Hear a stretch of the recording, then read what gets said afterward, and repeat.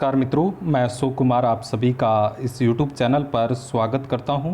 दोस्तों, हम बात कर रहे थे मांग की कीमत लोच के मापन की, अर्थात प्राइस इलास्टिसिटी ऑफ डिमांड का मेजरमेंट किस प्रकार से किया जाता है। दोस्तों, जैसा कि हम जानते हैं, मांग की कीमत लोच को मापने की विभिन्न विधियां हैं जिनके द्वारा मांग की कीमत लोच का मापन किया जाता है, जिसके अंतर्गत हमने पिछले वीडियो में दो विधियों पर चर्चा की, जिसमें पहली विधि थी प्रतिशत विधि परसेंटेज मेथड और दूसरी थी कुल व्यय विधि टोटल एक्सपेंडिचर मेथड। आज के इस वीडियो के माध्यम से हम बिंदु लोच विधि द्वारा मांग की कीमत लोच के मापन पर चर्चा करेंगे। साथ ही इस वीडियो के अंतर्गत इस बात की भी चर्चा की जाएगी कि एग्ज़ाम के अंतर्गत बिंदु लोच विधि के संबंधित प्रश्न किस प्रकार से पूछे जाते हैं और उनका हल हम किस प्रकार से दे पाएँ, उन तमाम बिंदुओं पर इस वीडियो के अंतर्गत चर्चा की जाएगी। दोस्तों, चलते हैं आज की इस विधि बिंदु लोच विधि पर। इसके द्वारा किस प्रकार से मांग की कीमत लोच का मापन किया जाता है उस पर चर्चा करते हैं। तो यहाँ हम देखें, ये ए बी मांग वक्र है, डिमांड कर्व है, और इस आर बिंदु पर, इस आर पॉइंट पर मांग की कीमत लोच का मापन करना है। तो बिंदु लोच विधि द्वारा एक सरल सा सूत्र निकल कर आता है कि इस आर बिंदु से नीचे का भाग बटे ऊपर का भाग, अर्थात R B upon A R. बड़ा आसान सा सूत्र निकल कर आता है कि जिस पॉइंट पर हम मांग की कीमत लोच ज्ञात कर रहे हैं उससे नीचे का भाग बटे ऊपर का भाग, अर्थात बिंदु लोच विधि द्वारा किसी बिंदु पर लोच ज्ञात की जाती है और उसके लिए ये एक आसान सा सरल सा सूत्र निकल कर आता है। परंतु दोस्तों, बात ये है कि ये सूत्र हमें प्राप्त कैसे हुआ उस पर भी चर्चा करनी बेहद आवश्यक है। चलते हैं इस पर। परंतु उससे पहले मैं आपको कहना चाहूँगा कि पिछले वीडियो के अंतर्गत हम इस निष्कर्ष पर पहुँचे थे कि ये हमारे सामने मांग की कीमत लोच का सूत्र निकल कर आता है P upon Q into delta Q upon delta P। यहाँ P क्या है? प्रारंभिक कीमत, और Q क्या है? प्रारंभिक मात्रा, और डेल्टा Q है मात्रा में परिवर्तन, और डेल्टा P क्या है? कीमत में परिवर्तन। अब इस डायग्राम के अंतर्गत डेल्टा Q की अपन चर्चा करें तो वो देख रहे हैं अपन कितना परिवर्तन हुआ है, Q1। लेकिन यहाँ हम R बिंदु पर मांग की कीमत लोच को ज्ञात करना चाह रहे हैं, उसके लिए हमने यहाँ परिवर्तन किया है लॉ ऑफ डिमांड के अनुसार। यानी मांग का नियम क्या कहता है, कीमत में यहाँ हमने क्या की है, कमी की है, तो निश्चित रूप से मांग मात्रा में क्या हो रही है, वृद्धि हो रही है। तो यहाँ हम डेल्टा Q देखें तो डेल्टा Q कितना है, Q1 है, और इसको हमने किसके बराबर लिया है, इस TS के बराबर लिया है। क्यों लिया है? क्योंकि यहाँ हम देखें ये Q1 हमारे सामने एक रेक्टेंगुलर यानी यहाँ एक आयत निकल कर आ रहा है। इस हम जानते हैं रेक्टेंगल यानी आयत के आमने सामने की भुजा क्या होती है, बराबर, अर्थात इस भुजा के सामने ये बराबर होगी और ये इसके सामने वाली इसके बराबर होगी। तो यहाँ हम इस Q1 की जगह TS लिख सकते हैं। यहाँ हम देखें डेल्टा P कितना परिवर्तन हुआ है, P1, और इसको हमने क्या लिखा है, RT लिखा है। क्यों लिखा है? क्योंकि यहाँ भी रेक्टेंगल बन रहा है और हम जानते हैं आयत के आमने सामने की भुजा क्या होती है, बराबर होती है। इसलिए यहाँ P1 की जगह हम क्या लिख सकते हैं, RT लिख सकते हैं। क्यों क्या है, प्रारंभिक मात्रा, और P क्या है, कीमत यानी OP प्रारंभिक। लेकिन इसको हम किसके बराबर लिख सकते हैं, RQ, क्योंकि यहाँ भी ये आयत बन रहा है और आयत के आमने सामने की भुजा क्या होती है, बराबर होती है। इस प्रकार इस सूत्र में इनके मान रखने पर, यानी यहाँ हम देखें P के स्थान पर क्या रखें, RQ, Q के स्थान पर क्या रखें, OQ, डेल्टा Q के स्थान पर क्या रखें, TS, और डेल्टा P के स्थान पर क्या रखें, RT। तो ये सूत्र निकल कर आता है। आगे इस के अंतर्गत हम क्या करेंगे, दो ट्राइंगल हैं, दो त्रिभुज हैं, RTS और त्रिभुज RQB, इनको हम समरूप सिमिलर सिद्ध करेंगे। और जैसा कि हमने 9th और 10th क्लास में कभी पढ़ा होगा कि जब दो त्रिभुज को हम समरूप सिद्ध करते हैं तो या तो दो कोण बराबर लेते हैं या दो भुजा बराबर लेते हैं, और जब ये दो कोण हमारे सामने बराबर आते हैं तो ऐसी स्थिति में वो त्रिभुज क्या हो जाएंगे, समरूप हो जाएंगे। तो इन दो त्रिभुज, एक त्रिभुज तो ये RTS है और एक त्रिभुज आप इसके अंतर्गत देख पा रहे हो RQB। इन दोनों को हमें क्या करना है, समरूप सिद्ध करना है। तो यहाँ हम देखें एक कोण यहाँ आप देख पा रहे हैं, ये वाला RTS यहाँ आप देख पा रहे होंगे। मैं इसको जूम कर लेता हूँ इसमें। तो ये कोण है RTS, कोण RTS इक्वल होगा कोण RQB के, इस कोण के बराबर। क्यों होगा? क्योंकि ये दोनों ही क्या है, समकोण है, 90 डिग्री के हैं। फिर एक कोण, एक D और लेते हैं हम, ये वाला देखिए यहाँ इस ऊपर वाले ट्राइंगल में कोण TRS किसके बराबर होगा, कोण QRB के। क्योंकि ये वाला कोण है वो दोनों त्रिभुजों में, दोनों ट्राइंगल में आता है, अर्थात उभयनिष्ठ है। तो यहाँ हमने दो कोण को बराबर कर लिया, तो इसका मतलब ये त्रिभुज RTS और RQM क्या होंगे, समरूप होंगे। और एक प्रमेय के अनुसार क्या होगा, जब दो त्रिभुज एक दूसरे के सिमिलर समरूप होते हैं तो उनकी संगत भुजाओं का अनुपात क्या होगा, बराबर होगा। अर्थात यहाँ देखें कि RT अपॉन RQ, क्योंकि RT के संगत इस बड़े वाले त्रिभुज में भुजा कौन सी होगी, RQ, ये इक्वल किसके होगी, TS अपॉन QB इक्वल ये किसके होंगे, RS ये छोटे वाले त्रिभुज में और RB बड़े वाले त्रिभुज में। ये बात निकल कर आती है। तो इस प्रकार हम यहाँ देखें कि क्या बात निकल कर आई है हमारे सामने। ये देखें यहाँ, ये RT upon RQ, TS upon QB और RS अपॉन RB। यहाँ हम इन दो को लें, ये वाला, और इन दो को समझें, RT upon RQ equal TS upon QB।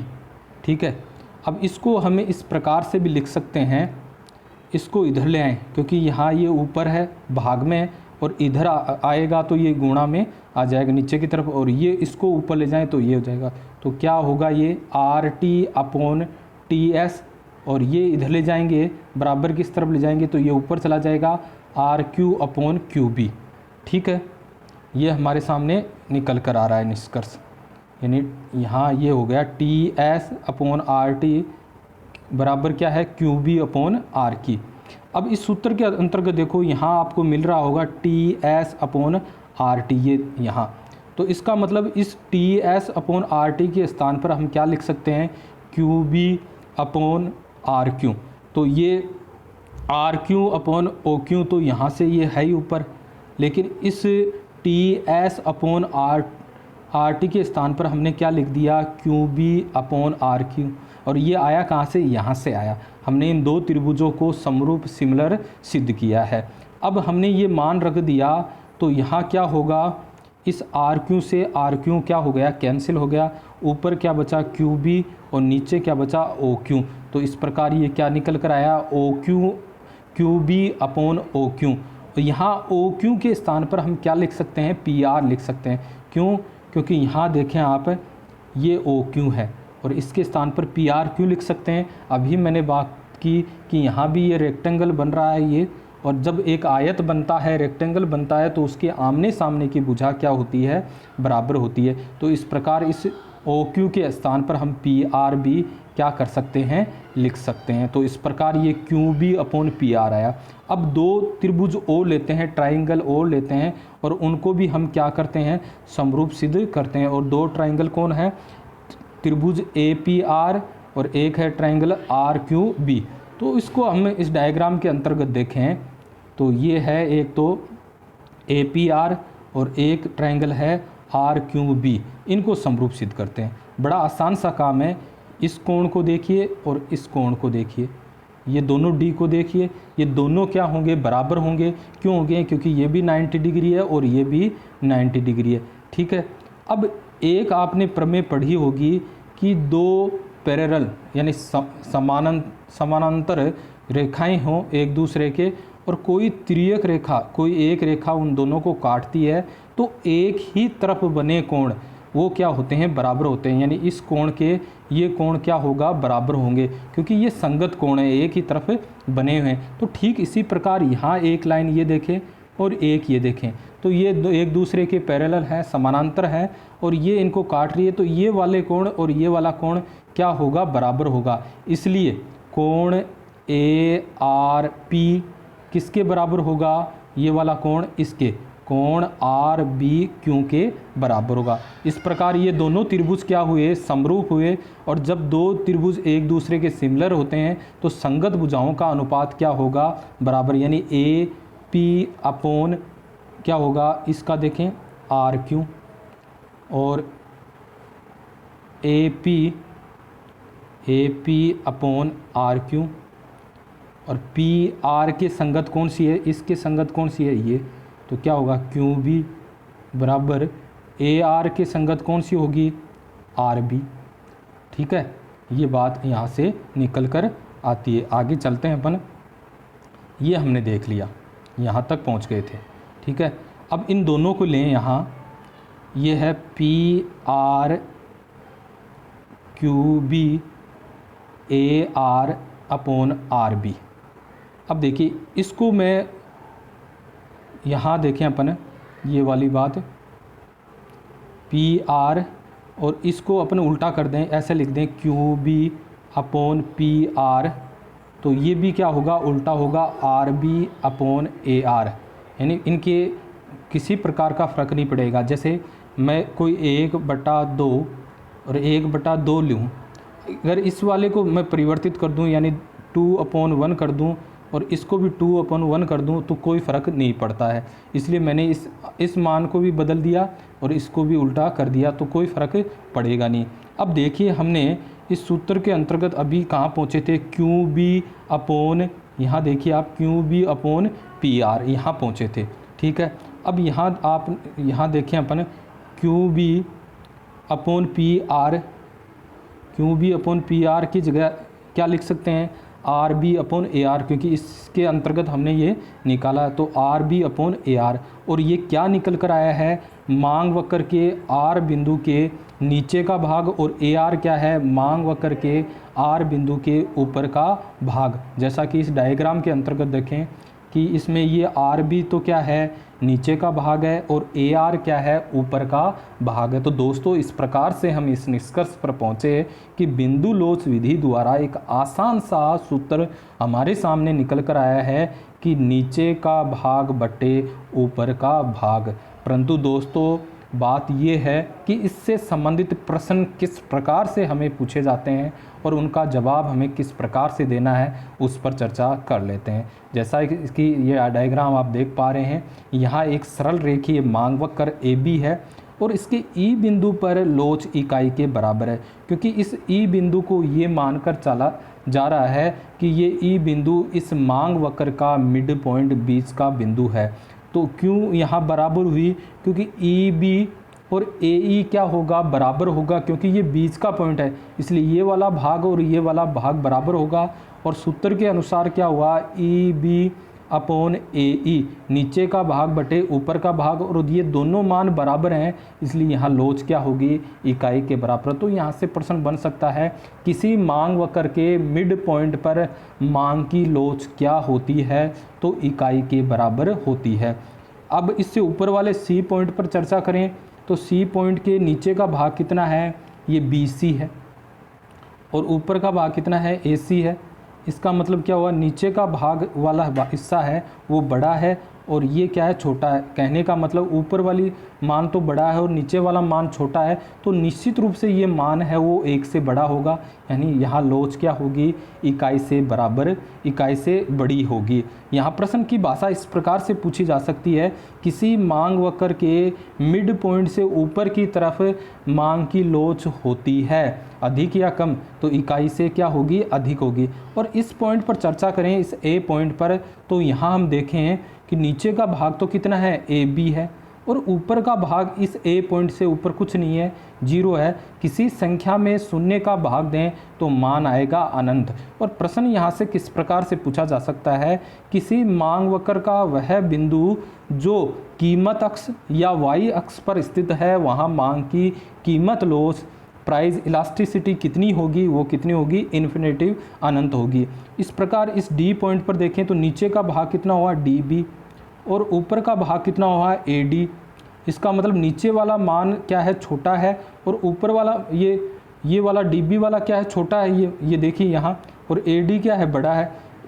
इसको इस प्रकार से अपन देख सकते हैं, इसको 2 माने और ये वाला हिस्सा 4 माने, तो कहने का मतलब क्या है 2/4। तो निश्चित रूप से ये मान कितना होगा, इकाई से छोटा होगा, यानी यहाँ लोच क्या होगी, इकाई से कम। और इस बिंदु पर शून्य होगी, क्योंकि बी बिंदु से नीचे की तरफ कुछ नहीं है, नीचे का भाग शून्य है और ऊपर का भाग कितना है, ए बी है। किसी भी संख्या का भाग शून्य में दें तो हमेशा मान कितना आता है, शून्य आता है। तो इस प्रकार प्रश्न एक यहाँ से इस प्रकार भी पूछा जा सकता है, क्या किसी मांग वक्र के विभिन्न बिंदुओं पर मांग की कीमत लोच समान होती है। तो दोस्तों अभी हम इस बात पर निष्कर्ष पर निकले हैं कि यहाँ लोच क्या होगी, समान नहीं होगी, अलग अलग होगी। तो इस प्रकार से ये विभिन्न प्रश्न यहाँ से पूछे जा सकते हैं। ये सभी प्रश्न मैंने दिए हैं, आप इसका स्क्रीनशॉट भी ले सकते हो। हाँ, 1 मिनट का आपका समय देता हूँ मैं यहाँ, आप बड़ी आसानी से यहाँ स्क्रीनशॉट ले सकते हो। फिर इससे के द्वारा और भी प्रश्न बन सकते हैं, ये इस प्रकार के भी प्रश्न पूछे जा सकते हैं आपसे कि 2 सरल रेखीय मांग वक्र जो कि कीमत अक्ष के एक ही बिंदु यानी वाई अक्ष के एक ही बिंदु से आरंभ होते हैं और एक समान कीमत पर मांग की कीमत लोच क्या होगी। तो इस प्रकार के प्रश्न भी आपसे पूछे जा सकते हैं। तो दोस्तों इसका किस प्रकार से हमें जवाब देना है, बड़ा आसान सा काम है। यहाँ आप जैसा डायग्राम के अंतर्गत देख पा रहे हैं, 2 मांग वक्र है, एक ये ए बी है और एक है ये ए सी, और दोनों यहाँ कीमत अक्ष पर एक ही बिंदु से आरंभ होते हैं और एक समान कीमत यानी OP पर यहाँ मांग की कीमत लोच को ज्ञात करना है। सबसे पहले मैं AB मांग वक्र की बात करूँ और AB के R बिंदु पर बात की जाए तो अभी हमने बिंदु लोच विधि के द्वारा सूत्र क्या निकला, नीचे का भाग यानी RB/AR। कोई दिक्कत नहीं है, ये हमारे सामने इसका लोच का सूत्र निकला है।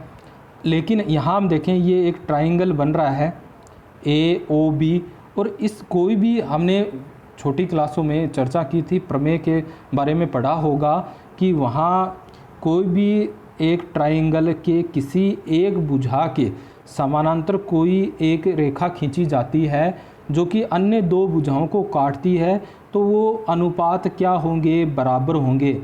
यहाँ हम देखें कि इस OB के समानांतर ये रेखा खींची जा रही है, तो ये 2 इन भुजाओं को काटेंगे तो उनका अनुपात क्या होगा, बराबर होगा। कहने का मतलब ये होगा AP/OP बराबर क्या होगा, AR/RB। इसको इस प्रकार भी लिखा जा सकता है OP/AP, यानी इस प्रकार भी लिख सकते हैं RB/AR। ठीक है, ये हम निष्कर्ष पर पहुँचे। और अभी हमने बात की कि R पॉइंट पर लोच का क्या होगा, RB/AR। और अभी हमने ये देखा कि इस प्रमेय के अनुसार इस अनुपात के बराबर क्या होगा, OP/AP। तो ये हम इस RB/AR को किसके बराबर ले सकते हैं, OP/AP के। अब इस बिंदु पर बात करें, इस मांग वक्र के AC के S बिंदु पर, तो यहाँ लोच क्या होगी, SC/AS। लेकिन यहाँ भी एक ये ट्राइंगल बन रहा है, त्रिभुज बन रहा है, और इस त्रिभुज पर बात करें तो इसके भी इस भुजा के सामने ये एक समानांतर खींची गई है, तो ये अनुपात इनका क्या होगा, बराबर होगा, यानी SC/AS बराबर क्या होगा, OP/AP। तो इस प्रकार इस लोच के बराबर भी क्या आ रहा है, ये आ रहा है। तो अभी हमने देखा इस मांग वक्र पर हमने क्या निष्कर्ष निकला कि RB/AR बराबर हमने क्या लिया, OP/AP। और इस पर देखें इस मांग वक्र पर तो SC/AS बराबर भी क्या आया, OP/AP। तो इस प्रकार ये दोनों क्या है, बराबर हैं। तो निश्चित रूप से हम कह सकते हैं कि कीमत अक्ष के एक बिंदु से आरंभ दो मांग वक्र एक समान कीमत पर उनकी लोच क्या होगी, बराबर होगी। आप इसका स्क्रीनशॉट भी ले सकते हो, ये ले लीजिए आप। 1 मिनट का समय आपको दिया जाता है, 1 मिनट ये साफ़ हो जाए। हाँ, अब आप ले सकते हो इसका। आगे अपन इससे संबंधित और भी प्रश्न पूछे जा सकते हैं, उन पर बात करें तो एक इस प्रकार से, ये इसका उल्टा है। यहाँ ये देखें कि मात्रा अक्ष पर एक ही बिंदु पर है। तो यहाँ हम देखें इस ए बी मांग वक्र की बात करें तो इसके एस बिंदु पर हमें क्या निकल कर आएगा, क्या मेथड निकल कर आएगा, A S upon B S, ठीक है। और ये एक ट्राइंगल बन रहा है, ये इसके समानांतर है, तो क्या निकल कर आएगा, ये यहाँ भी अपन बात करें इस A S upon B S के बराबर क्या निकल कर आएगा, O P upon B P, ठीक है। और इसकी बात करें इस वाले भाग की, इस मांग वक्र की, तो क्या निकल कर आएगा, A T upon T C. और ये भी यहाँ एक ट्राइंगल बन रहा है, तो क्या निकल कर आएगा यहाँ, O P upon P C, O P upon P C. अब देखिए यहाँ ये वाला भाग तो दोनों का बराबर है, लेकिन बी पी तो इतना बड़ा है और ये पी सी कितना है, इतना बड़ा है, ठीक है। तो निश्चित रूप से ये पी सी वाला भाग क्या है, बड़ा है, और बी बी वाला भाग ये छोटा है। अब जैसे मैं यहाँ देखूँ ऊपर 4 है, इधर भी 4 है, ये दोनों ओ पी 4 4 मान ले और बी पी को 2 मान लूँ, और ये तो निश्चित रूप से ये क्या होगा, पीसी वाला भाग क्या होगा, बड़ा होगा, 3 मान लूँ। अब आपसे यहाँ देखिए आप कौन सा मान अनुपात बड़ा आएगा, ये वाला आएगा, यानी नीचे का मान जितना छोटा होगा ये अनुपात उतना ही बड़ा होगा। तो हम यहाँ देखें कि O P upon B P का मान इससे क्या होगा, बड़ा होगा, अर्थात इस मांग वक्र की लोच क्या होगी, इससे क्या होगी, इस जो ए बी मांग वक्र की लोच क्या होगी, अधिक होगी। तो इस प्रकार से आपको ये जवाब देना है। और वैसे भी देखें तो इसका जो स्लोप है वो इसके स्लोप से क्या है, ए बी का स्लोप क्या है, कम है, ठीक है, और ए सी का स्लोप क्या अधिक है। जैसा कि हम जानते हैं स्लोप और लोच में विपरीत संबंध होता है, जैसा कि आप पूर्णतः लोचदार के बारे में देखा होगा, जो कि इस हॉरिजॉन्टल अक्ष के क्या होती है, समानांतर। यहाँ लोच क्या है, इन्फिनेटिव है, तो यहाँ स्लोप कितना है, 0 है। तो जितना स्लोप क्या होता जाएगा, बढ़ता जाएगा, उतनी ही लोच क्या होती जाएगी, घटती जाएगी।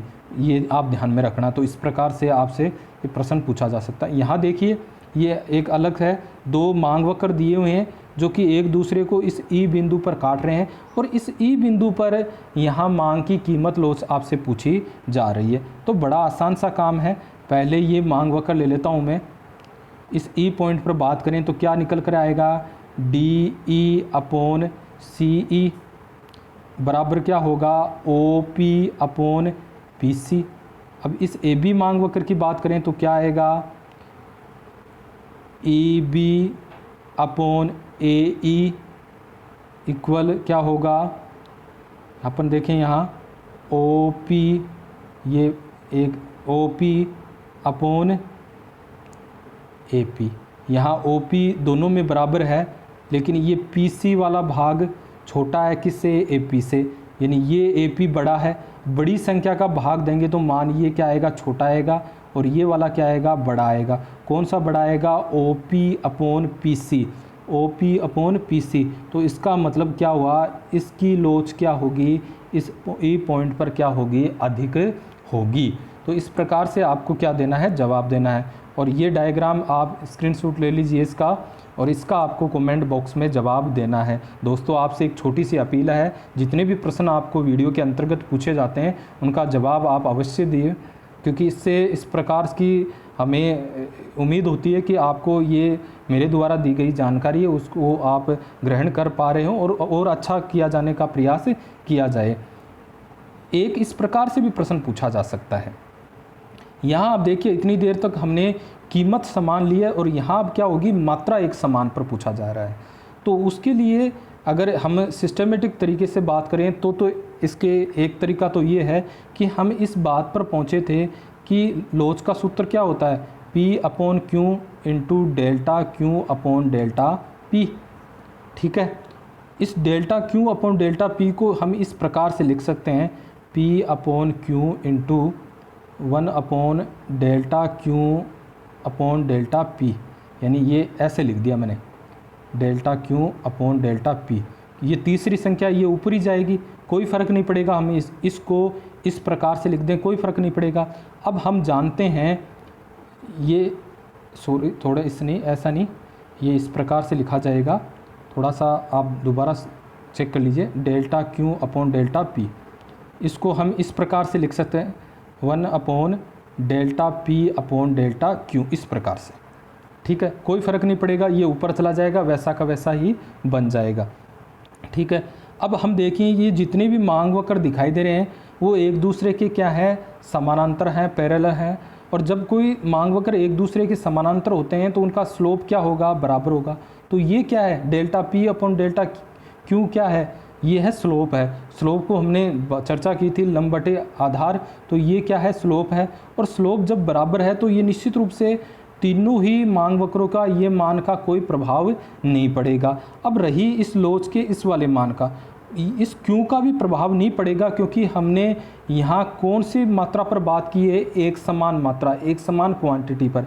तो ये Q भी तीनों की हम क्या मान रहे हैं, एक समान मान रहे हैं। अब फर्क किसके माध्यम से पड़ेगा, इस लोच पर P के माध्यम से। जैसा कि हम देखें पहले वाले डिमांड वक्र पर देखें तो कीमत कितनी है, OP1, लेकिन इस पर कितनी हो गई, OP2, और इस पर कितनी हो गई।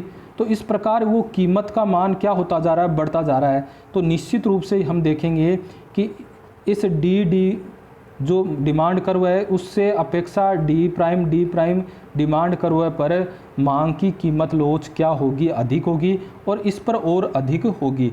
इसको एक तरीके से और कर सकते हैं, जैसा कि यहाँ हम ये ट्राइंगल आप देख पा रहे हैं, इस ट्राइंगल में इसको आप क्या मान लो, D1 मान लो, ये D1 है, D की जगह इसको D1 मान लो, और ये AQ है। ठीक है, अब इस त्रिभुज के अंतर्गत इसके समानांतर पैरेलल ये लाइन खींची गई है। तो इन दो भुजाओं को, इस भुजा को और इस भुजा को ये काट रही है, तो ये अनुपात क्या होंगे, उस प्रमेय के अनुसार बराबर होंगे। तो यहाँ हम देखें A बिंदु पर मांग की कीमत लोच निकल कर क्या आएगी, नीचे का भाग यानी AD अपॉन क्या होगा, AD1, क्योंकि इसको हम D1 मान लें। ठीक है, और हमने अभी इसको किसके पैरेलल रखा है, इसका मतलब ये अनुपात इस अनुपात के क्या होगा, बराबर होगा, अर्थात QD अपॉन क्या होगा, OQ। क्योंकि अभी हमने देखा प्रमेय के अनुसार जब त्रिभुज में किसी एक भुजा के समानांतर कोई रेखा खींची जाए तो वो अन्य दो भुजाओं को समान अनुपात में काटेगी। और हम जानते हैं कि क्या तरीका होता है कीमत लोच का, बिंदु लोच विधि द्वारा AD अपॉन ये AD1, और ये किसके बराबर लिए है, QD अपॉन OQ के। ठीक है, इसी प्रकार हम यहाँ ये D1 प्राइम को लें तो ये जो है इसके समानांतर है, और इस भुजा को ये एक अनुपात में काटेगी, यानी यहाँ क्या आएगा, BD prime upon BD1 prime, इसको 1 मान लिया, बराबर क्या होगा, QD प्राइम ये हो गया अपॉन OQ। ठीक है, ठीक इसी प्रकार हम यहाँ देखें इस वाले पर तो क्या निकल कर आएगा, CD डबल प्राइम, और इसको D1 लें अपॉन CD1 डबल प्राइम, नीचे का भाग बटे ऊपर का भाग। और इस त्रिभुज के अनुसार देखें हम, और ये समानांतर है इसके, तो ये अनुपात क्या होंगे, दोनों के बराबर होंगे, यानी यहाँ QD डबल प्राइम अपॉन क्या होगा, OQ। तो इस प्रकार हम इस निष्कर्ष पर पहुँचे हैं कि पहले के अनुसार देखें तो क्या निकल कर आ रहा है, QD अपॉन OQ, और इसके अनुसार देखें तो क्या निकल कर आएगा, QD prime upon OQ, QD prime upon OQ। और ऊपर वाले के आधार पर देखें अपन तो क्या निकल कर आएगा, QD double prime upon OQ। अब यहाँ देखें हम, ये नीचे वाला मान तो बराबर है, लेकिन ये ऊपर वाला मान देखें QD तो ये है, और QD से ये QD प्राइम बड़ा है, और QD प्राइम से ये QD डबल प्राइम बड़ा है। इसका मतलब ये वाला मान इस वाले मान से बड़ा होगा, यानी ग्रेटर देन, और ये इससे ग्रेटर देन होगा, ये निकल कर बात आएगी। ठीक है, तो ये बराबर का नहीं है, ये इस पर बड़ी होगी और इस पर और बड़ी होगी। अर्थात ये निष्कर्ष निकल कर आया है कि ऊपर वाले डिमांड कर्व पर लोच एक समान कीमत पर क्या होगी, अधिक होगी, यहाँ उससे कम होगी, और ये A पॉइंट पर इससे भी कम होगी। तो ये निष्कर्ष निकल कर आया है। तो इस प्रकार हम बिंदु लोच विधि माध्यम मेथड के द्वारा यहाँ हम मांग की कीमत लोच का मापन कर सकते हैं। तो दोस्तों, नए वीडियो के साथ हम नए मेथड के साथ आएंगे, और आज के लिए बस इतना ही। धन्यवाद।